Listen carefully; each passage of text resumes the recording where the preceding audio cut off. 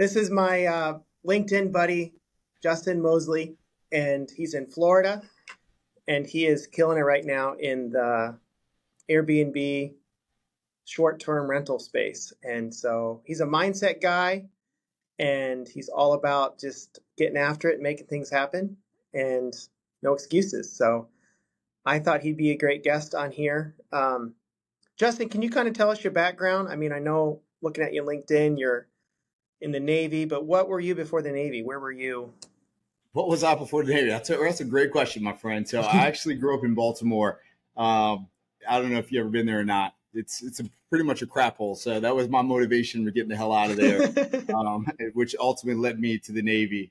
And yeah, from there it was kind of traveling around and experiencing different countries and cultures very early on, which was by far the best thing, like for me, and definitely like laying that foundation for kind of discipline and the mindset stuff and focus.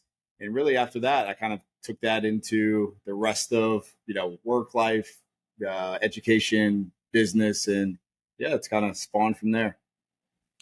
How long were you in the Navy? 6 years. 6 years.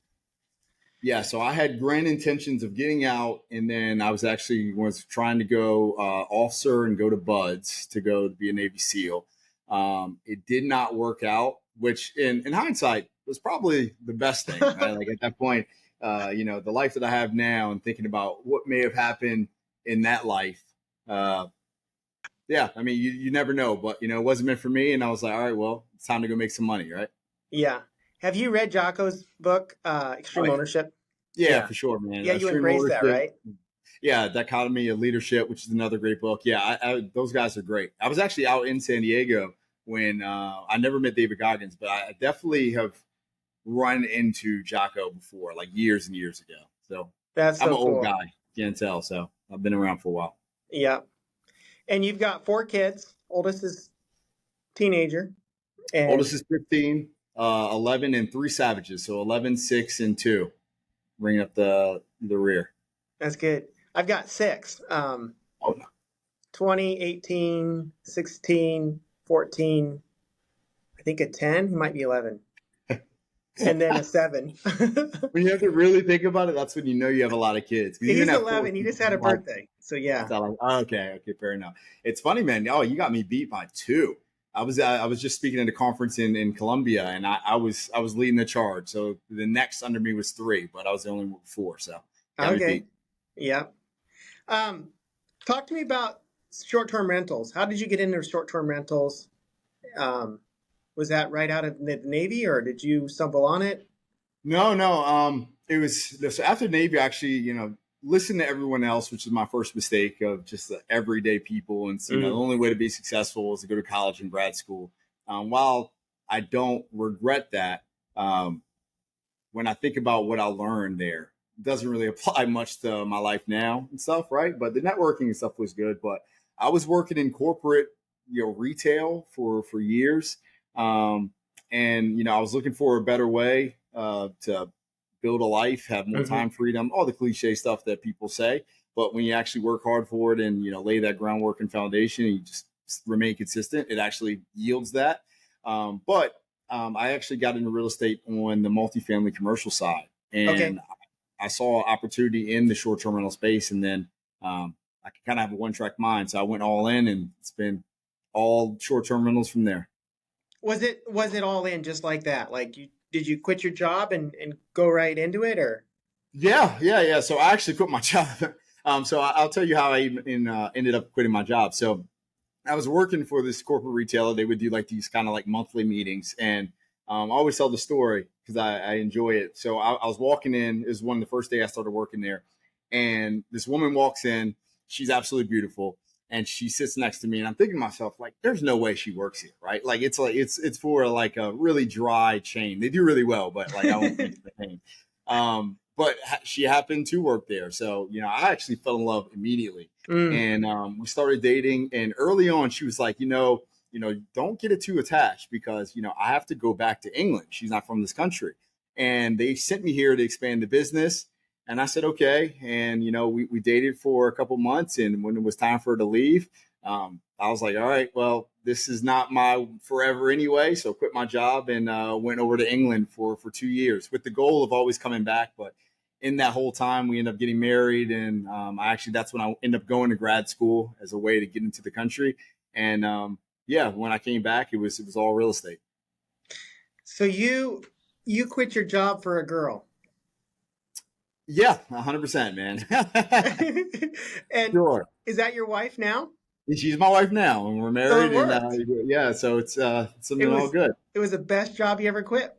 It was, man. If I didn't do that, would I have stayed in that job? Probably not, but I would have stayed there probably a lot longer than I would have wanted to. So, yeah, I'm a big, like you even introed me into a take action guy. We have one life, and I think all the best experiences I've had have come from taking the risk and doing things that most people are too scared or fearful to do. And that was another thing that yielded a great result. My wife is awesome. She's a rock star, a business owner, and we have a great thing going. And yeah, if I didn't do that, like, I wouldn't be here today. You wouldn't be half the man because you wouldn't have had the woman. That's true. So You can argue that for sure. I'll yeah. take that. The Justin, I can be the same way with jumping into things. And you and I probably have some great stories of success. What's something you jumped into just for fun that turned out bad? Oh yeah, I mean, no, loads of stuff, man. Like, I can count the things, and I guess that's why I'm a perspective guy, because it's like, even if it doesn't work, like, at least you can figure out if you like it or not, or keep pushing and stuff. Yeah. But my first kind of like real jumping into investing is actually when I got out of grad school, kind of the tail end. I studied financial economics over in England, and believe me, I'm not smart at all. Like, but I can work hard, so it's like, Hmm. I'll figure it out. Just let me keep after it. And I was like, I think I read Snowball, and I was like, oh man, I could do this, man. Like, just play the stock market, and I put a couple, 20,000 in there, and I was like, oh man, I'm going to turn this into $1 million in no time. And I lost every bit of that money, man. Punch me right in the face, man. I'm not Warren Buffett. I can't analyze the executive teams. I don't know what the hell is going on in the market. And I was like, you know what? This is great, but this is not for me. So now I have a wealth manager that handles that. But that was definitely one of the first things that I did on the investing side that I was like, wasn't cut out for, and probably never will be. Hmm. But I tried it. Yeah, you tried it. Yeah, and that's awesome. And that's one of my things. Like, man, I wish more people would just get out there and try hard things. And the hard gets easier as you do them, but Yeah. you've got to try it first. Yeah, So and my motto is kind of like, I think people take stuff way too personally. Like, you fail something, whether it's business or a relationship, like, that doesn't have to mean anything about you, right? Like, mhm. that's just like, it didn't work, or maybe like you didn't do it the right way, right? Like, I don't take that as a reflection of like who I am or my self worth. So when I always feel like if you detach those two things, it's really easy to try stuff, and if it doesn't work, kind of just move on, and doesn't really have too much of an effect on who you are. Yeah. Have you thought about teaching your kids that? I try to. I don't do a whole lot of preaching. I think kids definitely learn by modeling and stuff, and I, just doing what I do, whether it's like working out every day, getting up at 4:30 every day. Um, I'm hoping them seeing that, seeing the results of kind of not only myself, but my wife too, right? Like I said, I come from Baltimore. We don't have to get too deep into my background, but like, Yeah. no dad. Mom ended up going to jail when I was a teenager. My brother and I were pretty much sit to live with our grandparents, and it's like, the juxtaposition of like my life growing up to like where it is now, to where Hmm. like we're building a house in Jupiter on 2 acres. It's 4 million, and a pool and a basketball court. And it's like, I worried a lot about like, man, how am I going to instill kind of these values into my kids? But at the end of the day, one, they can't compare it to anything else, right? Like, this is Sure. all they know, which is fine, right? This is the Sure. gift of being a provider and a dad, right? Like, this is the dream. But them watching us work every day and taking care of ourselves, like, I think that's the stuff that's going to rub off. So, yeah, so I kind of look at it that way. Something Long-winded way someone of answering the question. So, Yeah, something a guest told me on this, and we've done it a dozen times probably since then. but you might try it with your kids. And it's just at supper time. I'll ask them, what's something you're proud of today? Mhm. What's something you failed at? Because I want to create that culture where failures are good, because that's how you learn, right? And then the last question is, what did you laugh at today? You have to laugh out loud at something. I And like that one. we just go around the table and we answer that. I was proud when I interviewed Justin today and we talked about killing complacency and short-term, rentals. I failed at technology when when we were late showing up. You know what I mean? But what it And creates it in our wasn't the end of the home. world, and you live, right? And we're still here, Yeah. so no Yeah, big deal. yeah. So yeah, That's I really want to emulate that it's okay to be a C student. You don't have to be an A student. Like, be great to be an A student, but you don't have to be. I feel the exact same way because it's not for everyone, right? Like academics isn't for everyone, right? Hmm. Like investing isn't for everyone, but there is something out there that is for you. So you have to have the courage to go out and try it, right? And until you try it, like, how do you know? So Yeah. I'm really big on that. So that kind of stuff for sure. Yeah. You're really big on consistency, right? And mindset. Talk to me about, what does a normal day look like for Justin in the area of consistency? Or maybe I should say a week. Yeah, yeah. I mean, the things that I'm pretty militant about is getting up. I get up every day at 4:30, like Monday through Sunday, like weekends and all, so that I can work out. And it's a little bit of like I do really well off like having that consistent cadence. Hmm. Even when I travel, I try to do that so I Yeah. can like work out and all that, and that just makes me feel better. And it's also a little bit of punishment. It's like if I want to have a little bit too much to drink and stuff, it's like, well, you got to get up. And it's like, all right, well, suffer the consequences, right? Like I'm big on, you know what? I don't mind what you do, but just understand there are consequences and be willing to deal with it. So that's a lesson I definitely teach my kids.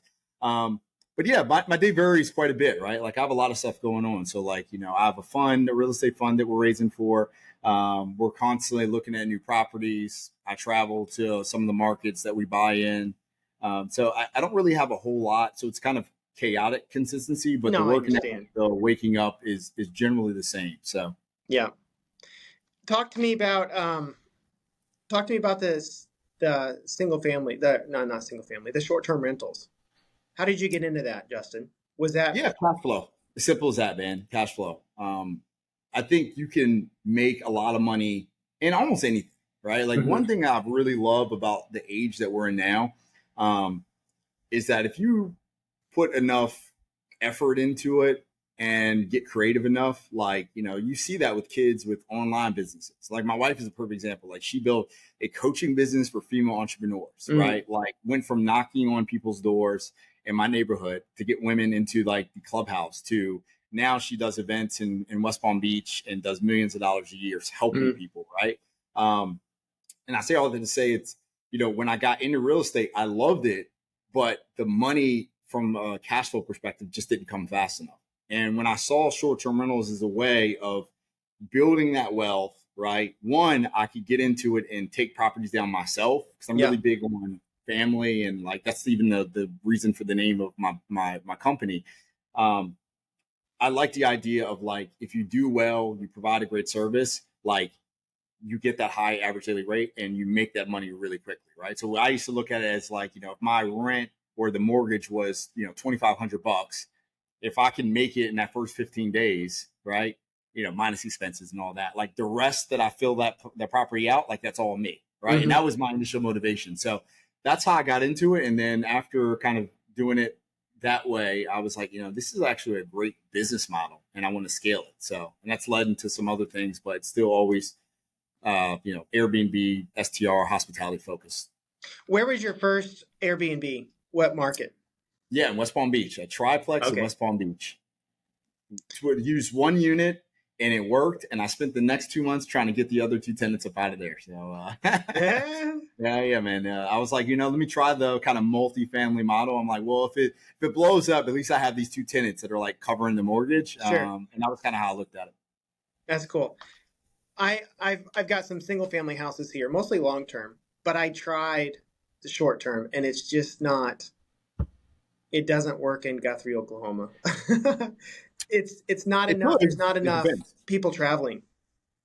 I think that's the one thing, and this is why I actually love the space too. Aside from the fact that it's a bit of the wild, wild west, but this truly is a space for creativity. Mm-hmm. I like to look at real estate in my world as really the underlying asset, and then the business is hospitality, right? Yeah. So I've had in my coaching education program and stuff, where my coaching students come in, they might live in somewhere in like rural Ohio or something like that, Yeah. right? And I think most people's first intuition is, all right, well, I need travelers or business travelers or vacationers. And it's like most of the country isn't filled with that, right? Mm-hmm. But what is that demographic? What is that niche that you could provide your supply, obviously your space to live, for the people that are coming in, whether it's, traveling nurses is the easy one, stewardess and pilots, Oh, sure. there's a lot of money to be made, close proximity to airports, and not big airports. I'm not talking JFK, but like in rural areas, right? In Asheville, stuff like that. So it's really about being creative. And if you can figure that out, you effectively can corner the market and build your reputation up and make a crap ton of money in places that most people aren't going to come and find. So we could talk about that later and help you out there. Yeah, that's really cool. Yeah, what we ended up doing is just pivoting to midterm, where we were reaching out more to those nurses and whatnot. And I look at midterm rentals as a variation of short-term rentals. Yeah. So I think that's a great model for sure. Yeah. And it's honestly, it was a good move, unless we'd gotten super nitty gritty into the dirt of it, and gotten way more creative. It was more profitable, and it was already furnished and way less work. So yeah, right. And you making money, it's a win, man. How I look at it is like, if you can cash flow it and stuff, and I tell people this all the time, like, oh, the market's going to crash, or oh, rates are too high. I'm like, look, man, if you can buy an asset and it's going to cash flow right now, there's a great chance that rates are going to drop, and that's going to force values up. Even if it doesn't, you can refinance your debt. It'll be cheaper. You're going to be paying on it over time. You have an asset that's growing. It's like, why not? Right? Like, yeah. I never understood it, but I guess that's just the fear and mindset piece that people, succumb to. Well, and I liked what you said earlier in regards to, and it's really Ray Kroc's vision with it. People think makes money flipping burgers, but it was really about the real estate that McDonald's held. 100%. And it wasn't always that way. When they started, they were doing a 20-year lease on stuff, and Ray realized that he needed to be buying the land and then have the business in place. And so I thought about asking you about that, the Airbnb arbitrage, if you guys do that at all. Do you guys always buy it? Yeah, so I always buy it. I'm a huge advocate of ownership. But what I can say is the retailer I used to work for, and who gives a crap? Like, it was Aldi. So like the corporate chain Aldi and stuff. So before they were actually cool, when they had a really crappy reputation, when they were moving into the country and stuff, but like they paid really well. And I'll tell you what, man, the Germans can run a tight ship, man. Their organizational efficiency is good. So, but they were actually the first company that I recognized before that they do the same thing. Like, they buy a lot of their locations. And that was kind of got my mind churning. But to answer your question about arbitrage, I'm a huge advocate of ownership. When you talk about building wealth, legacy, I believe that if you can buy an asset, that should be the goal. But if you can't, or you don't have the money, I think arbitrage, co-hosting is a great way to understand and learn the business, and until you can actually go buy. So yeah, it'd be a good way to get your feet wet if you're 100%. 20 years and old. And it's low risk, right? Like, credit. You have a lot of factors that come into play, but I think it's a great way to kind of figure it out. And if you can figure it out doing arbitrage, then, I mean, buying the assets, the easy part, right? Like the operation, that's where you make the money. Yeah. That's good.